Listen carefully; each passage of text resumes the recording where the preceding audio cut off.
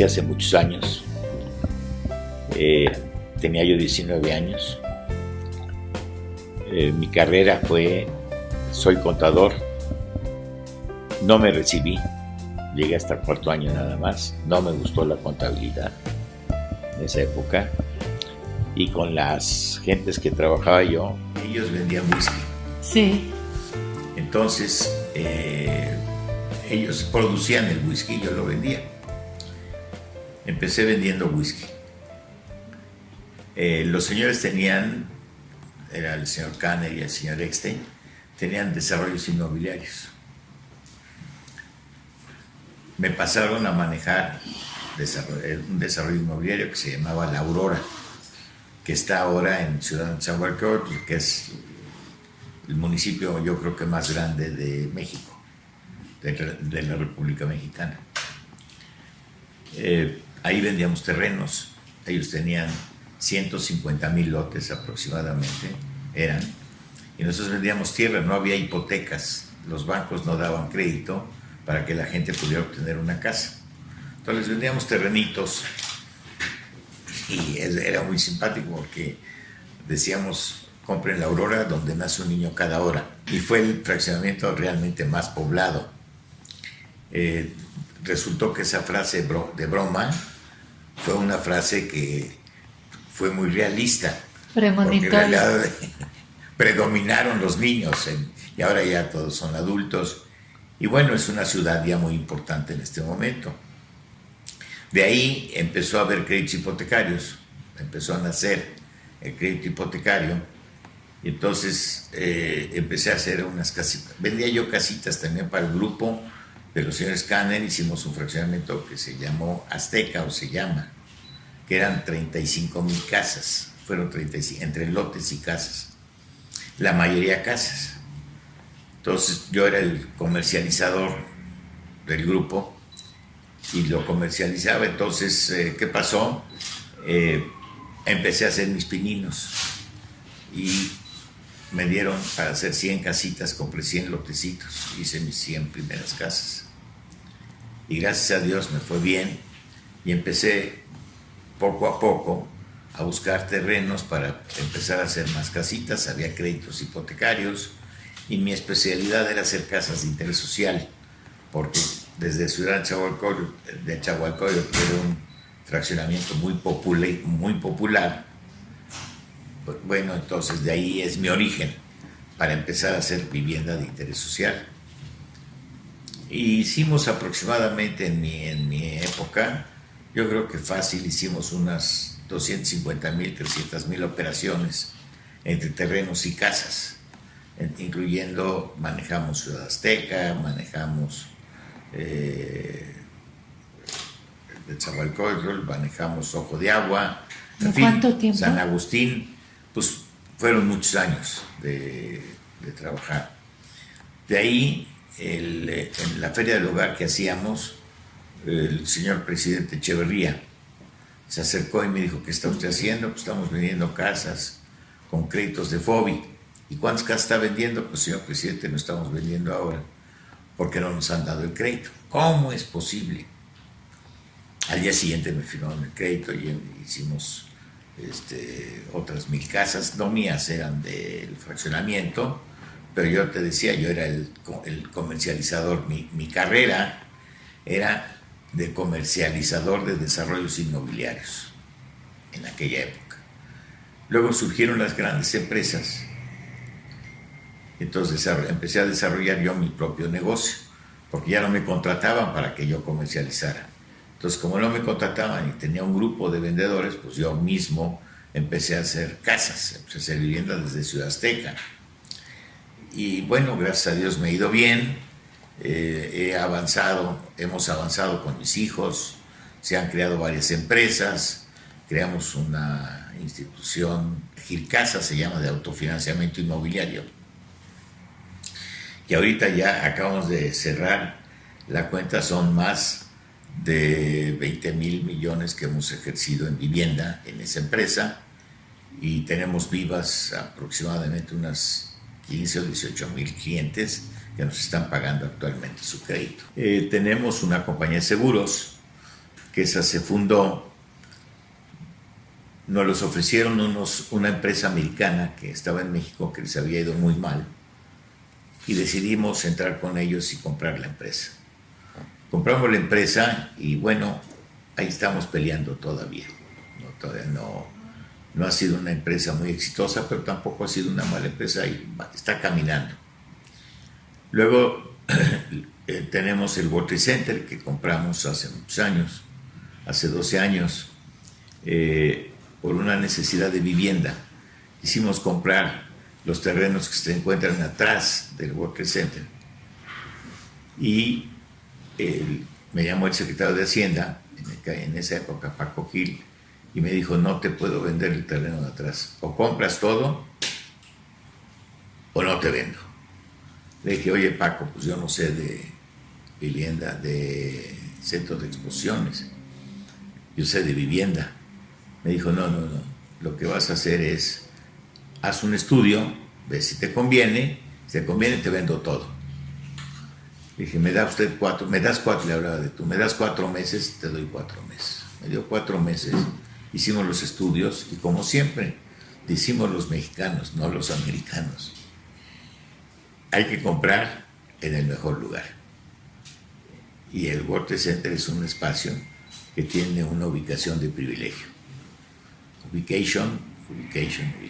Entonces, compramos ese World Trade Center y posteriormente hicimos 600 departamentos, hicimos un centro comercial, hicimos unas oficinas grandes de 18,000 metros ahí, pegadas todo al World Trade Center.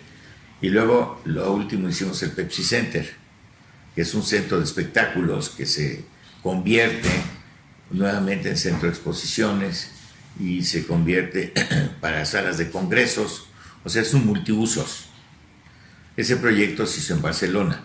Es un proyecto que se montan aproximadamente 2.500 a 3.000 sillas en 4 horas y se desmontan en 4 horas. Y el centro de espectáculos es parte del centro de espectáculos, y el escenario, todo se desmonta en 4 horas. Y se vuelve un centro de exposiciones. Es una instalación que se hace con aire y gas, y las sillas se hacen a un lado, ahí están en un espacio muy pequeño, y cuando tenemos el espectáculo volvemos a montar las sillas y volvemos a montar el escenario, y es un escenario que hemos tenido, tiene una capacidad de 8,000 gentes. Wow.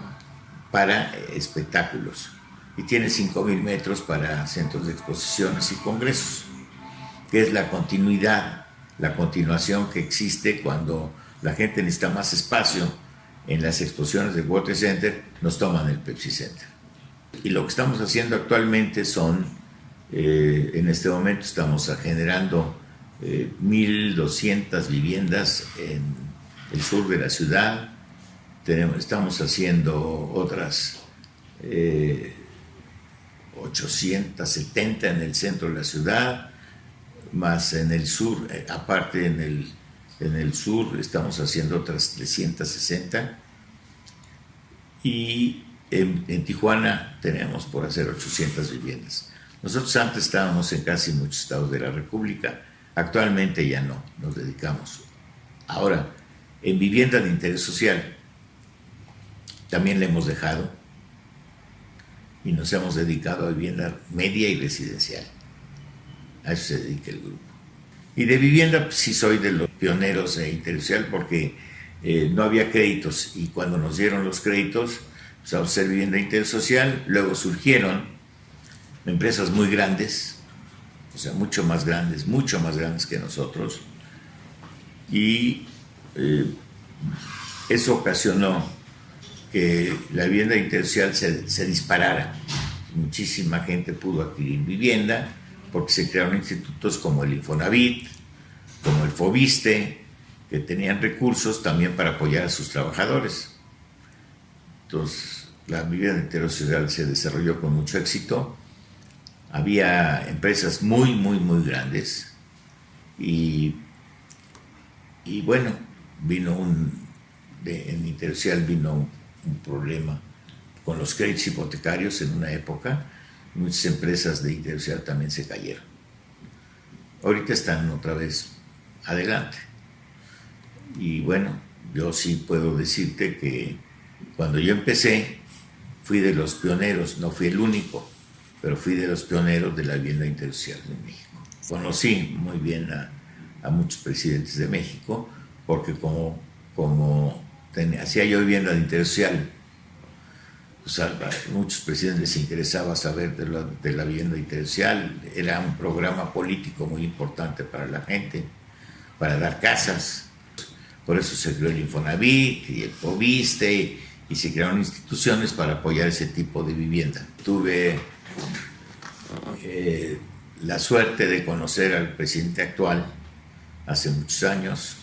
Él era secretario particular de nosotros queríamos hacer una ciudad de salud en Ixtapan de la Sal, que no se logró. Ixtapa es famosa por sus aguas termales. Sí. Y entonces hacer una ciudad de salud ahí donde hay aguas termales y el clima es muy favorable para lograrlo.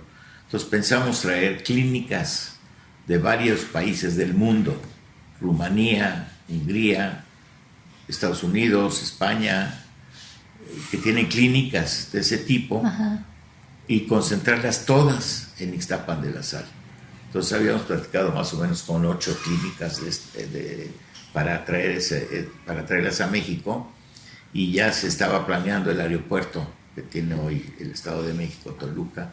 Entonces nos quedaba muy bien, y uno de las gentes que estuvo trabajando, no trabajando en esto, sino con el que yo tuve contacto, es con el presidente actual. Nació una pequeña relación que, bueno, siempre lo he visto con mucho respeto y con mucho cariño, y él, yo creo que me tiene ese afecto también. Y lo mismo, pues, desde el licenciado Echeverría, que un día me mandó a Los Pinos, donde era la casa de él, donde hizo unas casitas de interés social de madera. Vinieron por mí, me llevaron. Yo pensé que no sé a dónde me llevaron, estaba yo muy espantado.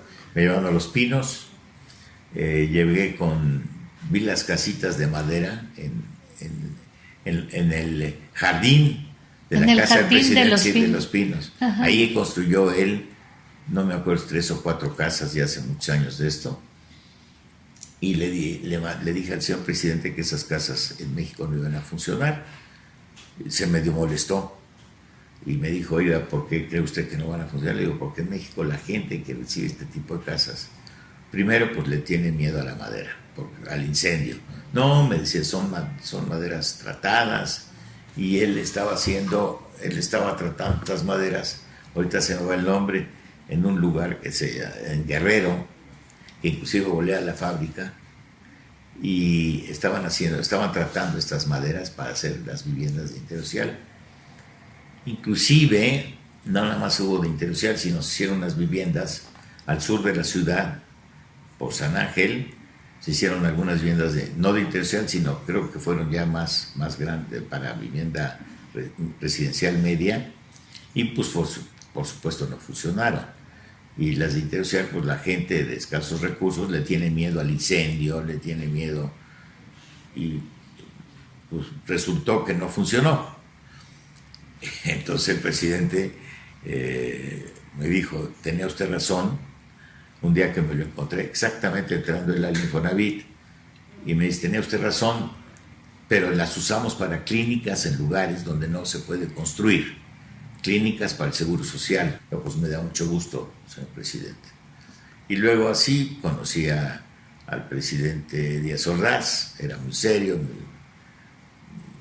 no tuve una relación extensa con él ni nada, por supuesto. 2 veces lo saludé, y conocí también al presidente López Portillo, por eso viste las fotografías, cuando hacía las visitas a desarrollos inmobiliarios. También manejamos un club de golf, y ese club de golf, el presidente fue 2 o 3 veces, y ahí lo saludaba. Yo era el director comercial también, y ahí hice cierta relación con él, no amistad, pero relación con él sí. Y bueno, siempre que me veía me daba un saludo muy afectuoso. Lo mismo conocí al presidente Zedillo, que yo era yo era socio de una institución que fue la más grande de México, que se llamó Hipotecaria Nacional, que fue la hipotecaria que dio más créditos de interés social que todos los bancos juntos en su época. Y esa hipotecaria la compró Bancomer, fue una noticia pública. Y bueno, el presidente fue el que nos inauguró el edificio cuando nos rentó todo el edificio, y he tenido el gusto todavía, ahora que ya no es presidente, de platicar con él un poco.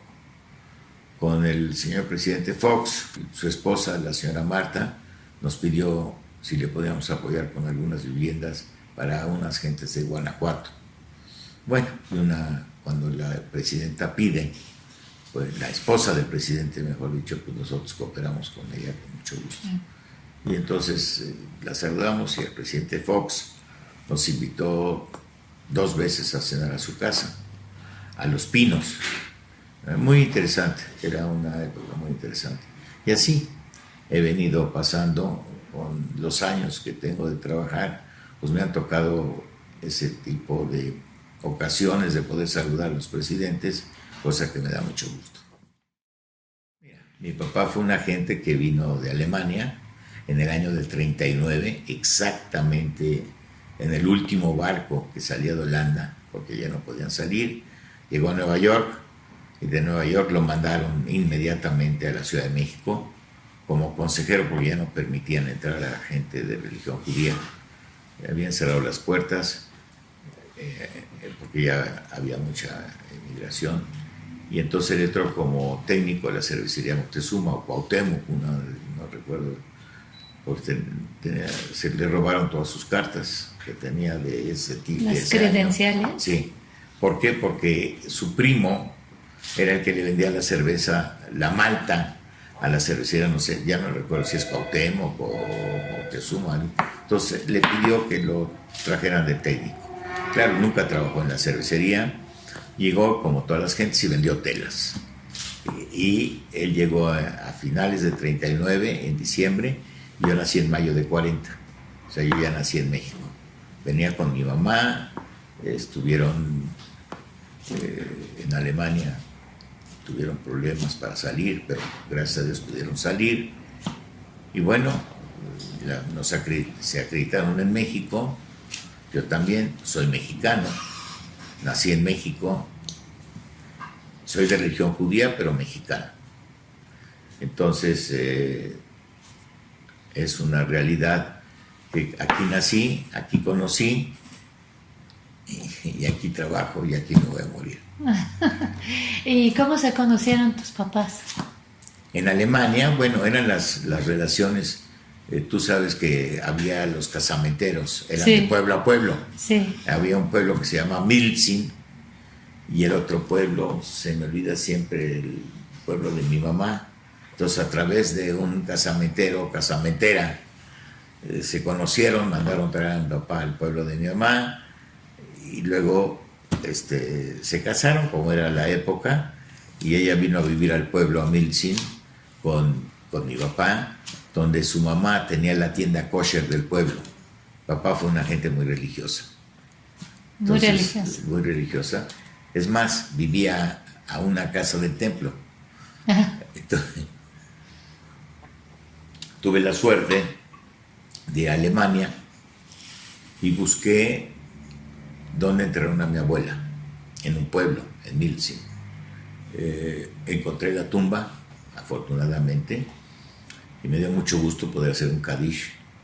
Claro. Para ella, que ella jamás soñó, primero, que su nieto iba a existir, porque mi papá no pudo tener hijos cuando se casó.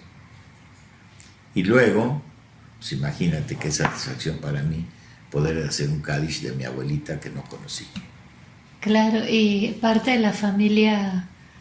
Toda la familia desapareció de mi mamá. Bueno, ¿por los mamá, nazis? No, por los nazis, sí. La familia de papá casi desapareció toda. Quedó el primo, que fue el que lo sacó, que trabajaba en Nueva York, que le vendía la cerveza, la malta a las cervecerías en México y nació una familia quedó muy pequeña, porque todos se murieron en Alemania. Y de la mamá En lo los mismo, campos de concentración. en los campos de concentración. Oh. Con mi mamá lo mismo, o sea, mi mamá, nada más se salvó la hermana de mi mamá, porque la sacaron antes, ella se fue a casar a Londres, se casó en Londres, y a mi tío lo mandaron a estudiar a Nueva York, en aquella época y entonces cuando vino el problema Era de los nazis, excepcional. ya estaban fuera, la única que no estaba era mi mamá, y bueno, gracias a Dios se pudieron salvar. Desde chico empecé a jugar fútbol, fui seleccionado juvenil amateur de México para jugar. De ahí ya crecí y ya me dediqué a otro tipo de fútbol, me fui al Deportivo Israelita, jugué en el Deportivo Israelita, en un equipo que jugamos en la Interclub, que era una liga buena. Me rompí la pierna, bueno, o me rompieron, me salí Como con una patada. me salí del fútbol. Bueno, jugaba tenis, hacía todos los deportes. No jugaba tenis, perdón, ping pong. Cuando me rompen la pierna, a los 28, 27 años, 26, tenía ya un hijo, ya no quise jugar fútbol, iba al futbolito, nos peleábamos muchísimo porque el futbolito es de muchos roces, una pelota pequeña, y ya no quise, me peleaba con mis amigos, no tenía caso. Entonces conocí a un señor, bueno, yo había oído de un señor Mario Llamas, que era el mejor jugador de México en su época, era el campeón de México, y daba clases en el Deportivo Israelita. Donde le dije, señor, ¿me puede dar clases? Me dijo, de eso vivo. Y empecé a tomar clases con él. Y empecé a jugar tenis a los 30 años. A los 35 años jugué la final del Distrito Federal. Y la perdí, por supuesto, porque me faltaba mucha experiencia. De ahí fui avanzando y cuando cumplí 45 años ya jugué en torneos internacionales. Primero fui a la Macabiada, no me acuerdo si entre Panamericanas y en Israel, no sé si fui a 12, 13 o 14 Macabiadas, representando a México. Gané la medalla de oro en Venezuela, Wow. gané medalla de oro en Montevideo, gané medalla de bronce en México, en Israel gané medalla de bronce, en fin, salí bueno como deportista, siempre he hecho mucho deporte, me gusta, me apasiona, y luego fui subcampeón nacional de México, el trofeo de subcampeón nacional, jugué muchos torneos ya como por México, ya no en Macabiadas, jugué en Escocia, jugué un campeonato mundial representando a México, jugué muchos torneos a nivel interclubs, jugué muchos torneos a nivel nacionales y bueno, siempre hacía deporte, era mi vida, todos los días, hasta la fecha lo sigo haciendo. Ya no juego tenis, estoy operado de las dos rodillas, tengo rodillas biónicas con titanio, pero hago elíptica todos los días, 40, 45, wow. 50 minutos, una hora, desde que me operaron, y hago un poco de ejercicio, pero el ejercicio lo hago toda mi vida. Tengo una esposa pues, desde que me casé cuando ella tenía 17, yo tenía 24, empezaba yo ya a empezar a ganar algo más de dinero. A los 22 la conocí en su fiesta de 15 años. Qué increíble. Me casé con ella a los 24. Teníamos 4 hijos. Uno es arquitecto, trabaja conmigo. El otro es Ari, se llama Ari, él quiso Gircasa, el autofinanciamiento inmobiliario, que es ahora la empresa más grande de México en autofinanciamientos. Tengo a mi hijo Daniel, que es un biólogo molecular muy importante en Nueva York, trabaja para vacunas de cáncer, en la Sloan Kettering, que es un instituto de cáncer muy grande, yo creo que es el 1 del mundo o el 2. Tengo a mi hija, ama de casa con dos hijas, con su marido. Yo creo que ahorita ella daba clases, yo creo que va a volver a dar clases. Sus hijas ya crecieron un poco y bueno, pues es una satisfacción. Tengo 7 nietas y un solo nieto. Y ese nieto es el director, está estudiando como director de cine, y es el que hizo 3 documentales. Uno de ellos tuvo un premio muy importante, y ese documental que hizo se fue a muchos países de Europa, se presentó también en Nueva York, y aquí lo presentaron en México, ese documental, con otros 2 que hizo también. Lo presentaron creo que hace 1 mes y medio, 2 meses en Sinópolis. Si son, y ahorita quiere hacer una película ya de largometraje. En nombre del rey de España, que Dios guarde, presidente de honor del Fórum de Alta Dirección, don Carlos Escudero de Borbón, y presidente del Consejo de Fórum, desean transmitir a usted el júbilo y el orgullo manifestado por su majestad Juan Carlos de Borbón. Lo anterior en ocasión de que haya usted tenido a bien aceptar el grado de Máster de Oro como el primer miembro de la comunidad judía y religión judía en esta institución. O sea, fui el primer miembro Impresionante. de la comunidad y religión judía en esta, fundada por iniciativa del jefe de la Casa Real Española hace un cuarto de siglo. Durante 25 años, ninguna persona de religión judía había participado o había recibido un premio, una distinción de esta sociedad que se fundó para elegir o para gratificar o para renombrar a gente que participa en la industria o que contribuye con cosas importantes para sus comunidades. Yo tuve el honor de haber sido elegido para ser el primer judío de religión judía, la primera persona de religión judía que después de 25 años recibiera ese premio.